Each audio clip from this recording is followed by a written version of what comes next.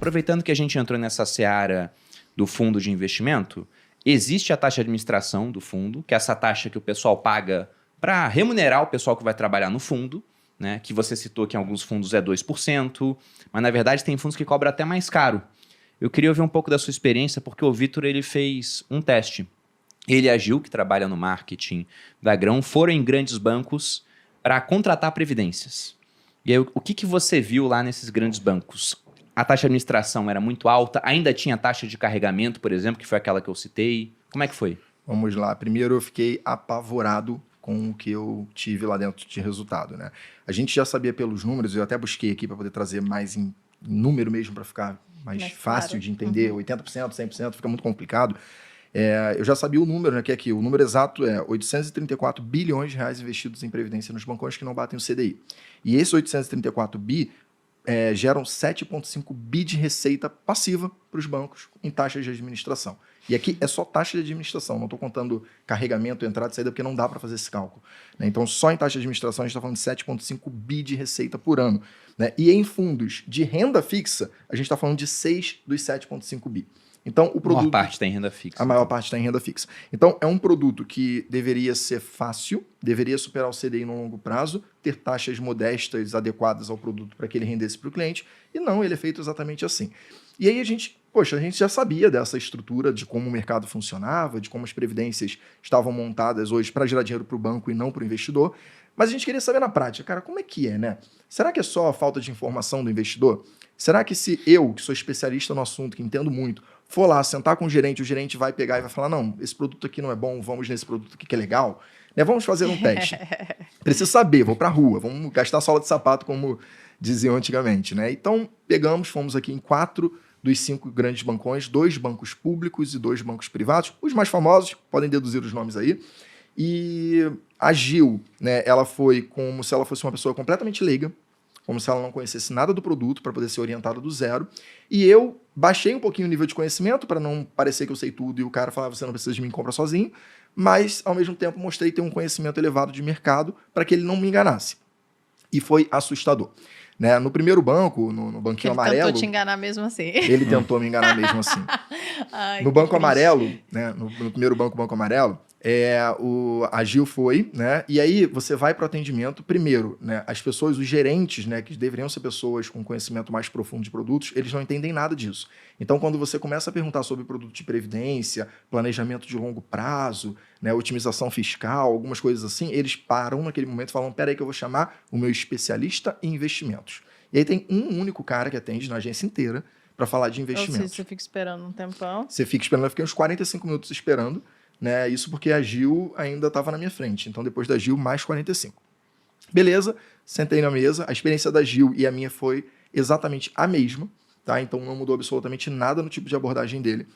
Ele conhecia um pouco do produto, mas se você perguntasse muito, ele se embolava e dava explicações erradas o tempo todo. Então, se você perguntasse 3 vezes a mesma coisa, ele ia te dar 3 respostas diferentes. E a primeira estava certa, só que as outras ele ficava nervoso e se confundia nos conceitos.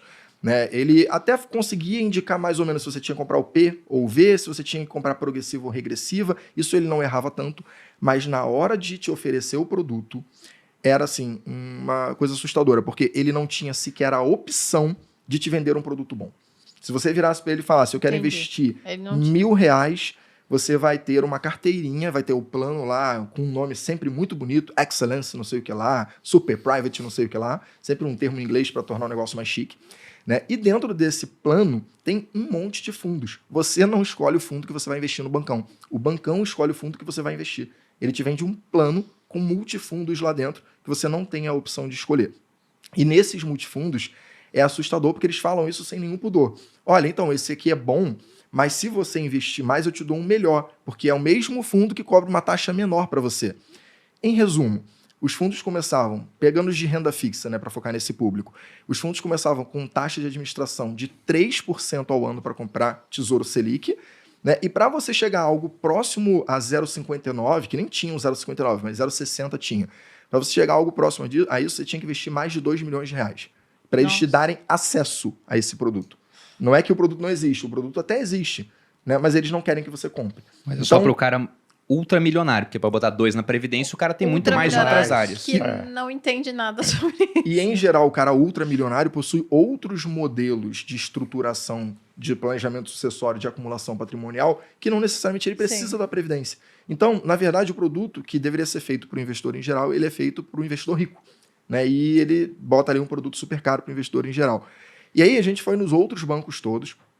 A abordagem foi muito similar no Banco Azul, outro banco público, o Azul. Ele tinha, inclusive, taxa de carregamento. Tá? E aí tinha uma coisa assustadora, porque os fundos... O que é a taxa de carregamento? É porque eu tô vendo uma lembrança que o Bruno não conhece e eu quero entender se eu tive isso daí. Tá bom. A taxa de carregamento é uma despesa que eles cobram, é uma taxa que o banco cobra, é pro banco, tá? Tá. Não é para dentro do fundo, vai remunerar outros cotistas, é pro banco que vai essa taxa, que se você sacar antes de algum período ou fizer a portabilidade, você é obrigado a pagar. No caso desse banquinho azul que eu falei, a gente tinha uma taxa de carregamento de 1,5% e que só zerava depois de 3 anos. Mas era só para saída, então. Só para saída, não É. tinha entrada e saída, essa eles pararam. Lá atrás eu tinha carregamento na entrada. É Você quer isso. investir? Não, você é super bem-vindo, mas tem uma taxa de 5% para mandar o dinheiro. Não faz Não nenhum fazia sentido nenhum. É, Faz então, sentido. em vez do cara pagar para você levar, né, você paga para Aham. investir lá, além Exatamente. isso além da taxa de administração, né? É isso. Acho importante falar isso. Essa taxa de carregamento é além da taxa de administração que é cobrada. É isso. Né, no Então, dia- ó, trazendo um exemplo aqui, esse fundo que eles me ofereceram lá para investir R$1.000, que nem é um patrimônio tão pequeno para uma primeira boleta em previdência privada, lembrando, nossos produtos são R$100 de mínimo, então é muito mais acessível do que esse. Para investir R$1.000 num produto de previdência deles, eu tinha uma taxa de administração, que era o fundo que vem o nome do fundo, que é o azulzinho lá, 300. Aí eu falei, pô, 300 é melhor, né? Pô, deve ter, né, produtos melhores, é 300. Gente, 300 é a taxa de administração de 3%, 3,00. E aí, se eu investisse mais, eu tinha acesso ao 250, que era 2,5% de taxa de administração. Se eu investisse muito mais dinheiro, eu tinha acesso ao produto que era o azulzinho lá, 100, que me cobrava 1% de taxa de administração. Então, vamos pegar no primeiro exemplo que eu falei que eu investiria R$1.000. Quando eu investisse os R$1.000, eu ia ter 3% de taxa de administração, que já é um absurdo, é muito fora do padrão de qualquer produto aceitável no mercado financeiro brasileiro hoje, mais uma taxa de carregamento de 1,5%, ou seja, eu começaria pagando 4,5% para o banco gerir o meu dinheiro. Né? E esse 1,5% ele ia diminuindo em 3 anos, depois de 3 anos aí eu não pagaria mais, eu poderia sair, enquanto o banco já ganhou 9% do meu patrimônio em taxa de administração. Né? Então foi essa a experiência. Nos dois... Diga.